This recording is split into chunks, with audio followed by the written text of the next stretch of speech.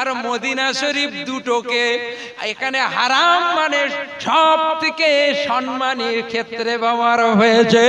আল্লাহ পাক যেমন কাবা বাইতুল্লাহকে সম্মান দিয়েছেন, তেমন আপনার মসজিদে নববীকে সম্মান দিয়েছেন। একটু জোরে বলুন। আল্লাহর রাসূল বলেন, তাহলে কাবা শরীফে যদি এক রাকাত কোন হাজি নামাজ আদায় করে, তার নামা আমলে 1,00,000 রাকাতের সওয়াব দেয়। জোরে বলেন। এক রাকাত নামাজ পড়ে 1,00,000 রাকাত নামাজ কোথায় পাওয়া যায়? কারণে আমার আল্লাহ পাক রব্বুল আলামিন এটাই হয়তো নাজাতের ওসিলা করে দিতে পারেন। এই জায়গায় বসার সঙ্গে সঙ্গে আল্লাহ পাক দুনিয়ায় ছাগিরা ছোট ছোট গুনাহগুলোকে আল্লাহ পাক মাফ করে দিয়েছেন। জোরে বলেন। আর একটু জোরে বলেন। আরে বসলেই ছোট ছোট গুনাহ মাফ। আখিরি মোনাজাত করে চলে যাবেন, তখন আমার বড় বড় কবিরা গুনাহগুলো আল্লাহ পাক মাফ করেন। যে মজলিসে বসলে ছোট গুনাহ বড় গুনাহ দুটো মাফ হয়, সেই জলসাতে না বসে আপনি মাঠে রাস্তায় বিভিন্ন দোকানে আড্ডা মেরে ঘুরবেন। জওয়ান যুবকেরা শুনে রেখে দাও, তোমাদেরকে হিসাব একদিন দিতে হবে যে এরা জলসার মাহফিল কায়েম করেছিল, কিন্তু এরা নিজেরা বসে ওয়াজ নসিহত শুনেনি। আল্লাহর ফেরেশতারা কিন্তু ক্যামেরা করছে, আপনাদেরকে শোনেন। এই জায়গায় বসছেন, বাড়ির থেকে রওনা হয়েছেন, একটা কদম পা তুলেছেন, 10টা নেকি। একটু জোরে বলবেন না?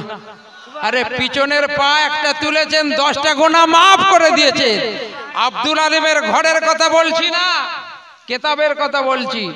এই জলসার মাহফিলে আসতে গিয়ে যদি কেউ অ্যাক্সিডেন্ট হয়ে মারা যায়, ওই ব্যক্তিটা শহীদি মরণ। আল্লাহ পাক ওর শহীদি খাতায় বিনা হিসাবে জান্নাত রেখে দিয়েছে। কারণ ও তো নবিয়ানা জলসার মাহফিলে আসছিল, আমার রাসূলের মহব্বতে বসেছেন। এটা কোনো আজ এই জুলহাস ভাই, জনাব আমার ভাই সিরাজুল ভাই, জনাব মনিরউদ্দিন ভাই আমার আর আব্দুল আলিমের জলসা নয়। এটা এই জলসাটা আখিরি জামানার প্রফেট জগৎগুরু হাবিবুল্লাহ, যিনি লিডার অফ দ্য ওয়ার্ল্ড, तमाम বিশ্বের নেতা, আমার নবী পাকের জলসা, এর শান এবং মান আমার আল্লাহ পাক বুলন্দ করেছেন। একটু জোরে বলুন। তাহলে এই জলসার মাহফিলে আসবেন না তো কোথায় বসবেন? যাত্রা থিয়েটার, নাচ গানের মজলিসে বসবেন। এখানে বসা মাত্র কি বলেছি? ছোট ছোট গুনাহ মাফ। আর বাড়ির থেকে রওনা দিয়েছেন আমার মা বোনেরা, বেটা ছেলেরা, যেই বলেন যখন কদম তুলে তুলে আসছেন, আল্লাহ পাকের মালাইকাতু সায়রারা, ফেরেশতারা ডানাগুলো জমিনে বিছিয়ে দেয়। একটু জোরে বলুন। নতুন তথ্য দিয়ে যায়, শুনে রাখেন। অন্য কোনো বক্তা হয়তো বলবে না, এটা বলে রাখি। ফেরেশতাদের ডানাগুলো যখন বিছিয়ে দেয়, তাহলে আমি আপনি যখন এই জলসার মাহফিলে আসছি, ফেরেশতার ডানার উপরে পা দিয়ে ভর করে আমার মা বোনেরা আপনারা এসেছেন। তাহলে বলুন, আজ যদি ফেরেশতার ডানায় আমার আপনার পা পড়ে, তাহলে আমার আপনার জীবন জিন্দেগিতে বহু গুনাহ করেছি, আমার আল্লাহ পাক এই ডানার ওসিলায় আল্লাহ পাক মাফ করতে পারেন কিনা একটু আওয়াজ দিয়ে বলবে। একটু জোরে বলেন আওয়াজ দিয়ে। কি ভাই পারেন তো? আমার আল্লাহ পারেন তো? আমার আল্লাহ পাক পারেন। যে আল্লাহ ইন্নামা আমরুহু ইজা আরাদা শাইআন, কোন কিছু তৈরি করার ইচ্ছা করেন, কোন ফায়া কোন, তো হয়ে যাও, সঙ্গে সঙ্গে হয়ে যায়। জোরে বলেন। কোন ফায়া কোন, হয়ে যাও, হয়ে যায়। সাত আসমান জমিন একই রকম, জমিনের সাত আসমান, 7টা জমিনও একই রকম, কোনো বৈষম্য নেই। একই রকম আমার আল্লাহ পাক 7টা স্তরে আল্লাহ পাক আসমানকে যেমন বিনা খুঁটিতে বিনা স্তম্ভে আমার আল্লাহ পাক আরশে আজিম পর্যন্ত 7টা আসমানকে রেখে দিয়েছেন। ওই আল্লাহর যে প্রশংসা, ফাবি আইয়ি আলাই রাব্বিকুমা তুকাজ্জিবান, আমার আল্লাহর ওই নিয়ামতকে কেউ অস্বীকার করতে পারবে? এটা আমার আল্লাহর যেমন ফ্রি অক্সিজেন আমার আপনার দিয়েছে, গাছ ছেড়ে দেয় অক্সিজেন, আমরা অক্সিজেনটা গ্রহণ করে নিয়ে কার্বন ডাই অক্সাইড ছেড়ে দিচ্ছি, আর গাছ সেই কার্বন ডাই অক্সাইডটা শুষে নিয়ে তার ভিতর থেকে স্বচ্ছ অক্সিজেন বার করে দিচ্ছে। বান্দা 1 বছর নয়, 2 বছর নয়, তুই দীর্ঘ 100 বছর পৃথিবীর বুকে বাঁচলি, আমি আল্লাহ আমি যে অক্সিজেন ফ্রি অক্সিজেন তোকে দিয়েছি, তুই শুধু একবার নিঃশ্বাস টেনেছিস, ছেড়েছিস, ঘুমিয়েছিস। বান্দা তোর 1 ঘন্টা 1 মিনিটের অক্সিজেনের দাম আমি আল্লাহ আমাকে দে। আল্লাহ যদি বলে বান্দা তোকে তো বড় আশা করে তৈরি করেছি, তুই তো আমার ইবাদত করবি, তাই এই ফ্রি অক্সিজেন তোকে দিয়েছি। হসপিটালে যদি ভর্তি করা হয়, নার্সিং হোমে ভর্তি করা হয়, কোনো অক্সিজেন ফ্রি নেই। স্বাস্থ্য সাথী কার্ড নিয়ে গেলে আপনার কাছ থেকে 5,000 10,000 অক্সিজেনের খরচটা কেটে নেওয়া হয়, যেহেতু ওই পেশেন্টকে অক্সিজেন কেনা অক্সিজেন দেওয়া হয়েছে। আমার আল্লাহ বলছে একটা বান্দা বান্দিকে বাঁচানোর জন্য পৃথিবীর যদি অক্সিজেন 10,000 20,000 কিনতে পারিস, বান্দা আমি আল্লাহ তোর দীর্ঘ 60-65 বছর যে তোর নিঃশ্বাস প্রশ্বাসের খালি ফ্রি অক্সিজেন দিয়েছি, ওই অক্সিজেনের তুই 1 দিনের দামটা আমার দে। দিতে পারবো আমরা? কেউ পারবো কি? কেউ পারবো না। আমার আপনার নবী তিনি এই পৃথিবীর বুকে আমাদের জন্য রহমত স্বরূপ নবী হিসেবে চলে আসলেন। ওমা আরসালনাকা ইল্লা রাহমাতাল লিল আলামিন, আমার নবী রহমত স্বরূপ নবী হয়ে আসলেন। ওদিকে ইদ্রিস আলাইহিস সালাম জান্নাতের ভিতরে ঢুকেছে, আর ইদ্রিস নবী বার হতে চায় না। ইদ্রিস নবী জান্নাতের ভিতর থেকে বার হতে চাচ্ছে না। রব্বুল আলামিন আল্লাহ, ও রব্বুল আলামিন আল্লাহ পাক আপনার নবী জান্নাতে ঢুকতে চাইলো, আমি ভালো মনে ঢুকতে দিলাম। জান্নাত আজকের যেমন আপনারা এই জলসার মাহফিলে জান্নাতের বাগানে বসে আছেন, এখানে সুবহানাল্লাহ বলবেন যেমন নাকি, এখানে নারে তাকবীর বলবেন, আল্লাহু আকবার বলবেন। এই জায়গায় কোনো গুনার চান্স নাই, গুনার চান্স নাই। আপনি যখন জলসার মাহফিলে চলে যাবেন, ইবলিস শয়তান রেডি হয়ে আছে, কখনো জলসার মাহফিল থেকে বার হয়ে আসবে। বলতো ঠান্ডার সময় এইভাবে এক জায়গায় বসে বসে বসে বসে এইসব যুক্তি তর্কের আওয়াজ শোনা যায় নাকি? না, চ একটু গিয়ে চা খেয়ে আসি। ইবলিস শয়তান এর মধ্যে যদি ঢুকে পড়ে, আপনাকে নিয়ে চলে যাবে চার দোকানে। চার দোকানে গিয়ে বলবে, বলে একটা বিড়ি ধরা, বিড়ি খেয়ে নিয়ে তারপরে যাই মনিরুদ্দিন ভাই একটু পরে আসবে। তাহলে একটু পরে আসবো। এই যে শয়তান আজাজিলের কাজ, এর ভিতরে যতক্ষণ আপনারা থাকবেন, আপনাদের বাইরে যদি না নিয়ে যেতে পারে, এখানে কিন্তু আজাজিল যে শয়তানের মাইনাস পয়েন্ট, আপনাদের প্লাস পয়েন্ট। যেহেতু পরপর ওয়াজ নসিহত শুনে তবে আপনারা উঠবেন এখান থেকে, ঠিক আছে? এখন ওই জান্নাতের ভিতরে ঢুকে ওনার আর এত ভালো লেগে গেছে, উনি আর বেরোতে চাচ্ছে না। আল্লাহর দরবারে গেছে, আল্লাহ আপনার সেই নবী হযরত ইদ্রিস সে তো আর জান্নাত থেকে বেরোতে চায় না, আল্লাহ তাহলে কি করব? তা বলে কোন জায়গাতে নিয়ে এসেছো? তা বলে ইদ্রিসকে চতুর্থ আসমানে, এক আসমানের দূরত্ব 500 বছরের রাস্তা, এই 4 আসমান 4 5 20 বছরের রাস্তা। আজ ফারেস্তার ডানায় ভর দিয়ে 4 আসমানে চতুর্থ আসমানে নিয়ে ইদ্রিস নবীকে জান্নাতের ভিতরে ঢুকিয়ে দিলেন। জান্নাত থেকে আর বের হচ্ছে না। আল্লাহ পাক বলছে, এই শোনো, ও তো দুনিয়ায় বেঁচে থাকা অবস্থায় তো মউত একবার তো চেকে নিয়েছে, তাহলে ইদ্রিস যদি জান্নাত থেকে বার হতে না চায়, ইদ্রিস আলাইহিস সালামকে জান্নাতের ভিতরে রেখে দাও। ওই ইদ্রিস নবীকে চতুর্থ আসমানে আমার আল্লাহ পাক রেখে দিয়েছেন। মেরাজের রাতে আমার আপনার নবী যখন বোরাকে করে 7 আসমান পাড়ি দিলেন, ইদ্রিস নবীর সঙ্গে দেখা, আদম সফিউল্লাহর সঙ্গে দেখা, হযরত ইব্রাহিম খলিলুল্লাহর সঙ্গে দেখা, হযরত মুসা কালিমুল্লাহর সঙ্গে দেখা। একটু জোরে জোরে বলুন সুবহানাল্লাহ। সমস্ত নবীদের সঙ্গে দেখা। দরুদ শরীফ পড়েন আল্লাহুম্মা। একটু জোরে জোরে পড়েন আর একটু জোরে আল্লাহুম্মা।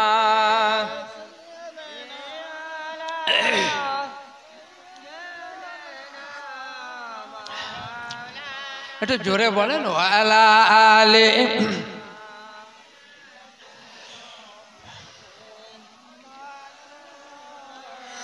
ও গো চাঁদ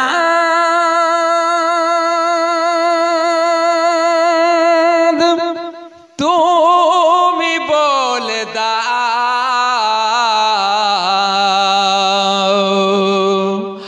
আমার নবীজি কোথায়। ও গো চাঁদ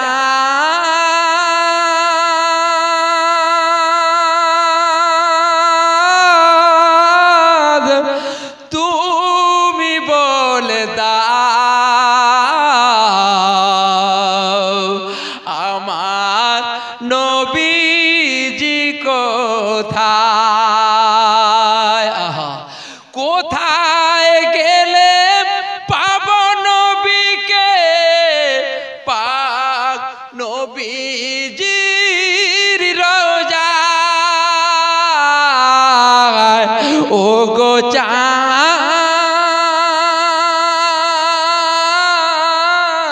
তুমি বলে দাও আমার নবীজি কোথায়। আল্লাহুম্মা।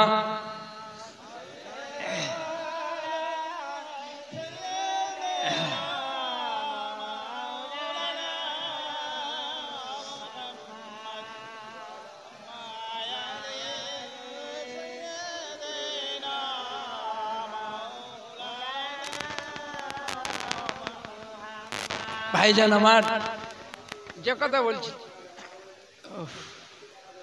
কথা বলছিলাম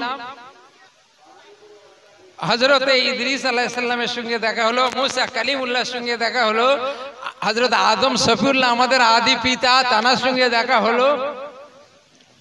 আমার আপনার নবী যিনি এই পৃথিবীর বুকে আসলেন, যে হাদিসটা প্রথমে রেখেছিলাম আপনাদের, যে সালা সাতা মসজিদান লা তাশিদ্দুর রিহাল, তোমরা সওয়াবের উদ্দেশ্যে রওনা দিও না সালাসাতা মসজিদান, 3টে মসজিদ ছাড়া। যেমন আপনি যদি মনে করেন যে মেখলিগঞ্জ টাউনের মসজিদে নামাজ না পড়ে যদি আমি ওই দরবারে একরাম হুজুরের মসজিদ আছে ওখানে গিয়ে নামাজটা পড়ি, কাঠামবাড়ি মানে আব্দুল জলিল সাহেব হুজুরের যে মসজিদ আছে ওখানে গিয়ে পড়ি, তাহলে কিন্তু সওয়াবটা হয়তো বেশি হবে।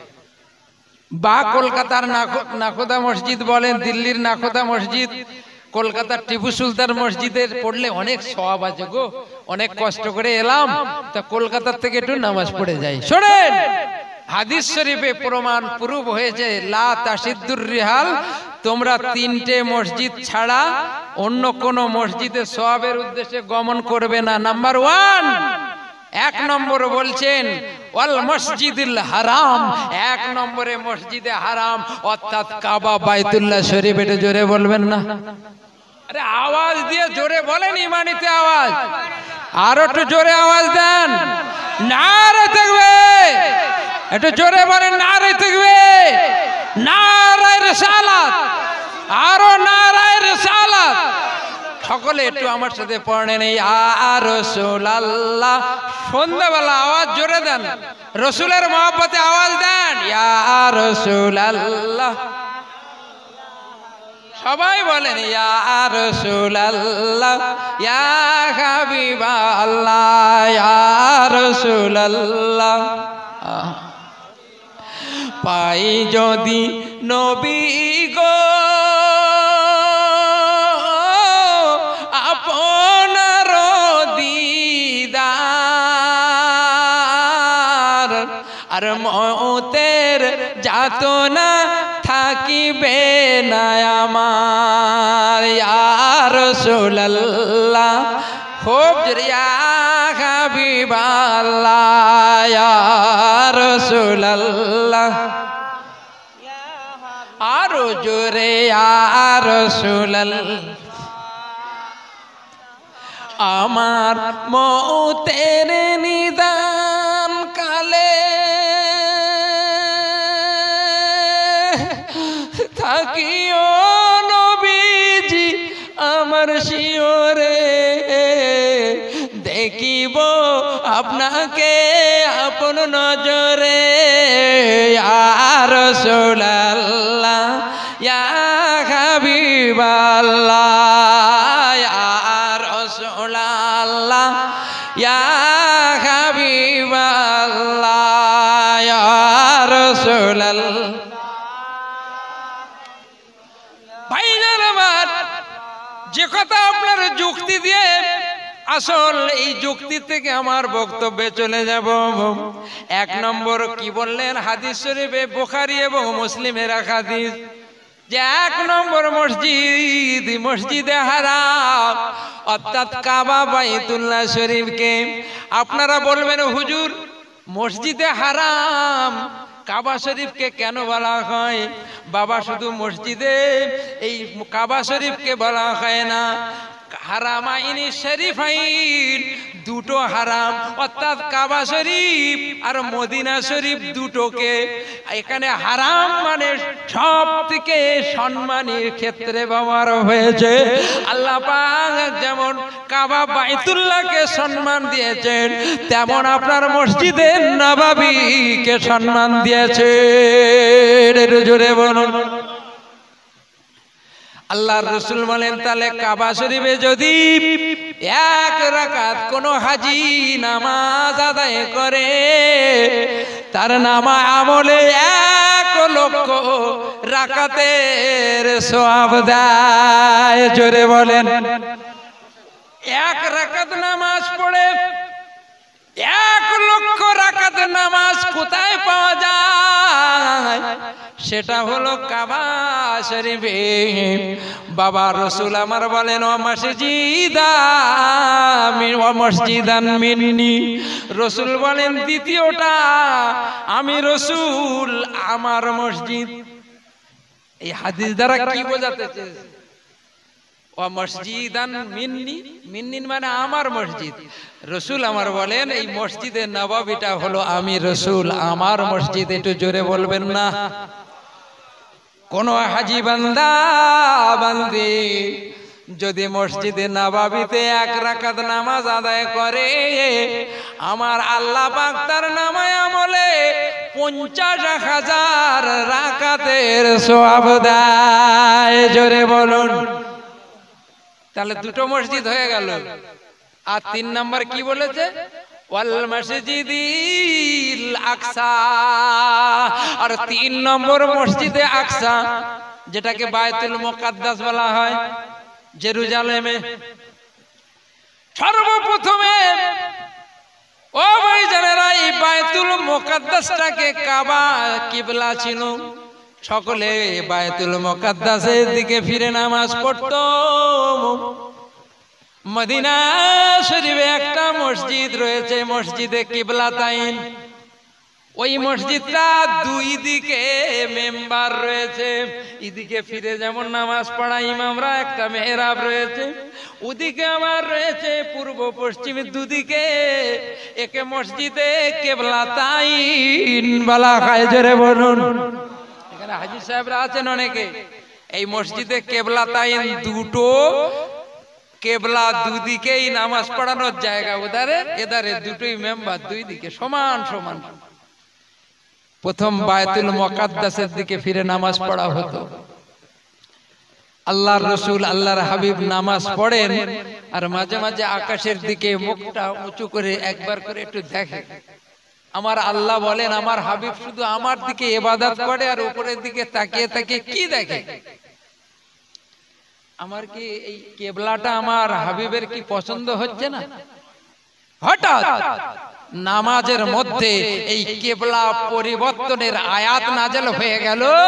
আমার হাবিবে প্যারা আমার নবী আপনার ওই বায়তুল মুকাদ্দাসের কিবলাটা বাদ দিয়ে সোজাসুজি ঘুরে কাবা বাইতুল্লাহ তোমার বাপ দাদা আজ যে তৈরি করেছে কাবা বাইতুল্লাহ শরীফ ওই দিকে ফিরে তোমার নামাজটা আদায় করো।